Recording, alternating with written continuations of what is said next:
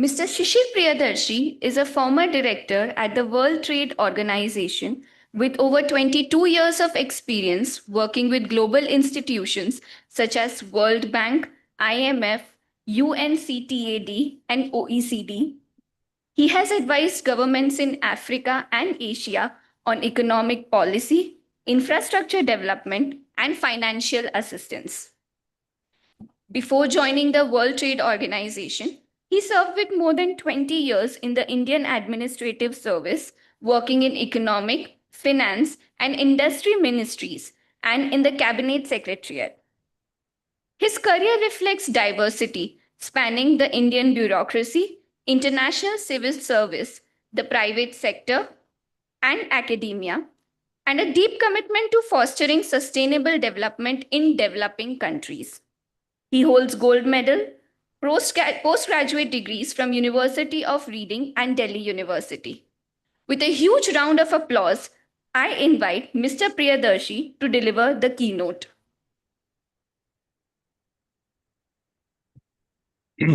Thank you. Thank you so much for your words of welcome. And I really wish, and trust me, I say this very sincerely and with a lot of regret, that I'm not present there physically. Uh, it was simple. I was on my way to the airport, and the queues were so much longer because of the security that has been put in place in Delhi.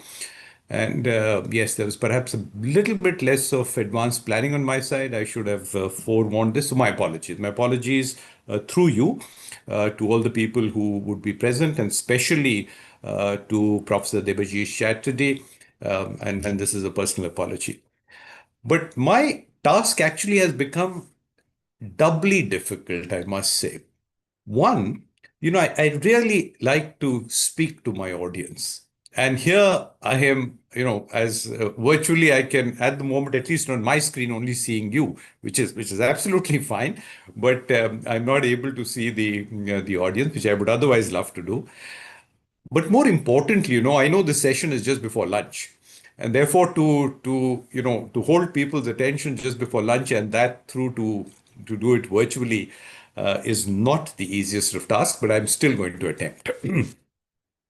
Look, without any doubt, I am deeply honored and extremely privileged to be present with all of you, even if it's virtually, at this event, which is globalization, Indian thought, the conclave. And I must say it's a wonderful title. The word globalization, I do obviously been familiar with it for a very large part of my life in the World Trade Organization. But most globalization events have been either about trade or technology or about finance or movement of people. But a, a conference or a conclave about globalizing thought, and I think this really sets it apart.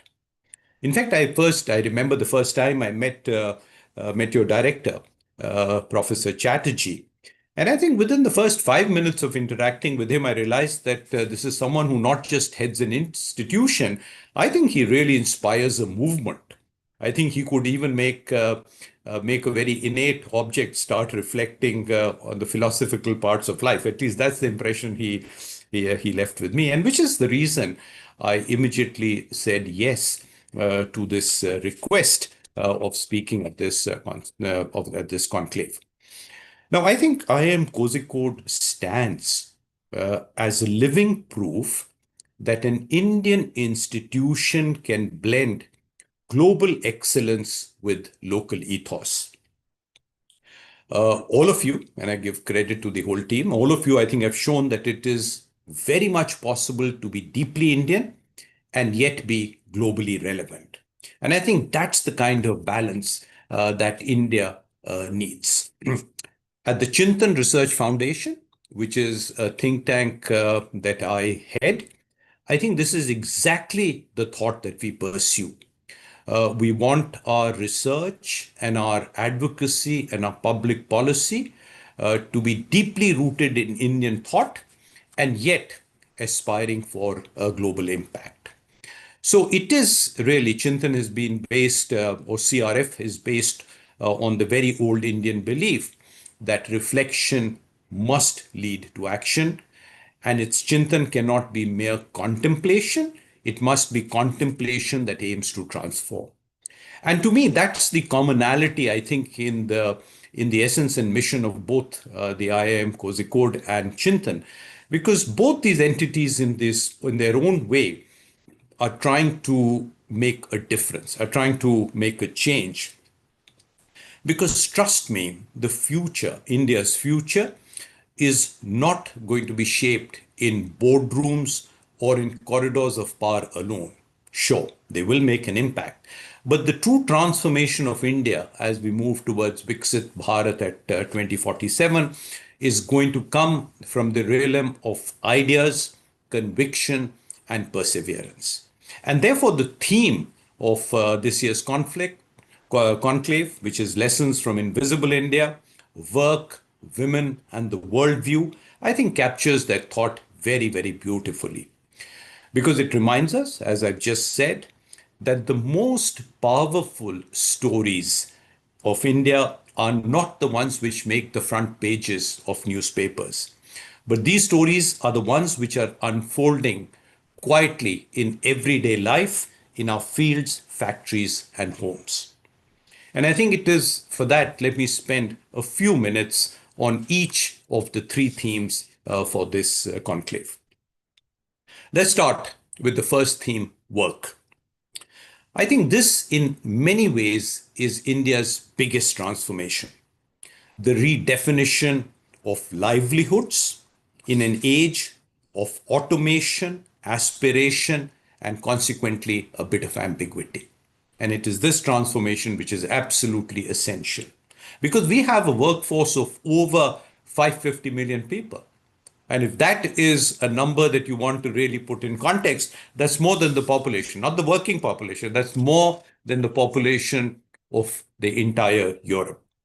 And around half of our population is engaged in very useful and contributing to India's GDP.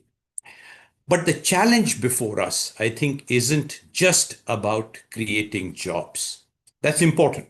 Let's not take it away. But if I have your attention for a minute, then I would want to say that we must ensure that we maintain the dignity of every individual who's contributing to this GDP. So it's not just the creation of jobs, but it is the attachment of respect and dignity to every aspect of work.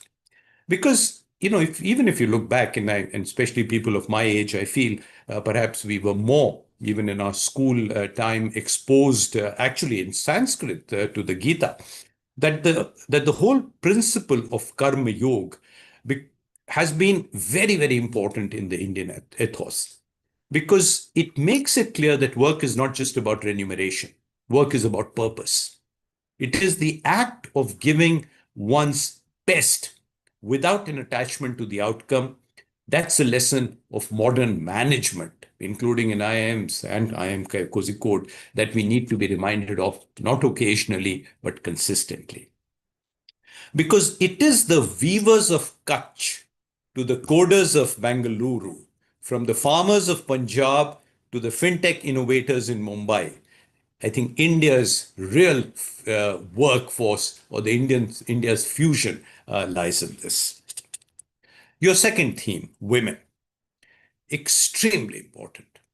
And I really want to say it must go beyond the event and conference that we address. It is absolutely got to be imbibed here. Professor Debaji Chatterjee came to CRF's office, and I was so proud to show him that about 75% of CRF's workforce is being led by women and women leaders. Why? Because if work gives structure to India's future, women give it soul. Today's India's participation of women labor force participation is not very positive. It's only about 37%. It's rising, sure. So the government and many entities involved are doing a good job, but it is still far from the level it should be. But what is of greater concern is that more than 70% of women are still involved in unpaid care work. I think we men are aware of it, but perhaps we do not talk about it as openly and as explicitly as we should. It is clear, and I've been to many parts of India, interacted with lots of self-help groups, with lots of women entrepreneurs group. They are doing very well in spite of the challenges. A small team from CRF was just gone to Ahmedabad, spoke to a large number of women in the rural areas. They said, in spite of things like that, that even if they had to go to sell their wear, at times they had to take permission from home. At times, a male member had said, "No, first we will go and see whether it is all right for you to go there or not." So things are, it's a proverbial glass. It's half full. We've done some progress, but it's the empty part which we must kind of be concerned about day in and day out. Because women labor, empowerment can't be just about numbers. It cannot be about numbers. We can't sit back and say, okay, this is the percentage we've achieved now because an improvement from last year's percentage. No. Empowerment cannot be a gesture. Empowerment's got to be a national strategy. Because trust me, and I say this with my large experience in different parts of the world, when women lead, communities heal. When they participate, economies grow. And when women decide, democracies deepen. Let me then, with those words, move to the third, your theme, that of worldview. This one's truly very close to my heart. Obviously, I have represented India at the World Trade Organization, but more importantly, I've also been part of the WTO Secretariat, where I could see how the world perceives India. We have a self perception. We think we are a large market economy, a large domestic base, consumer base, and the world looks at us. And we feel we are, in a way, leading the global south. But at times, the truth is slightly more stark and slightly more different.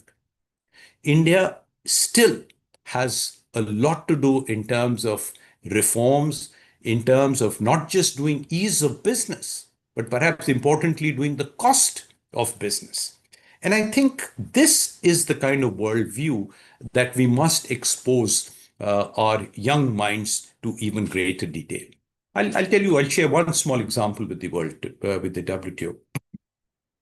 There was a time that India would raise its flag in a meeting, but the chairman would ignore the flag, knowing fully well that the flag is being raised for some objection. You fast forward the clock by about 20 years. In the last 4 or 5 years, if India doesn't raise the flag, an emissary comes from the chairman saying, no, no, no, we very much want you to speak on the motion. So this is the kind of perception of worldview that has changed. This is embodied in Vasudev Kutumbakam. But the fact is, what we often forget, that this comes with a far greater deal of responsibility and accountability. We can seek a position on the high table, but we have to show that we deserve the position on the high table. So just being present on the high table is not enough, especially as India moves to its centenary of independence. Trust me, it's about 20 years ago, but time will fly. We must ask not just that we want to be a developed nation, but what kind of a developed nation we want to be. What kind of development are we going to choose? Will it be growth that is not as inclusive as it should be, or growth that lifts all? Will it be consumption that depletes or innovation that regenerates? And this is a question I think that a lot of you present who would be passing through these halls of IIM need to be fully thinking about. You are the ones who are going to lead the country into the world of development.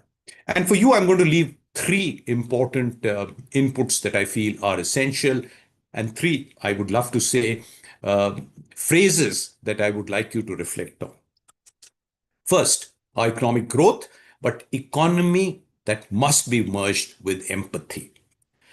We must not only look at GDP and productivity, but we must look, as I said when I was talking about workforce, how a nation treats its workforce. An economy with empathy is one where opportunity is not just a promise, it's a privilege too.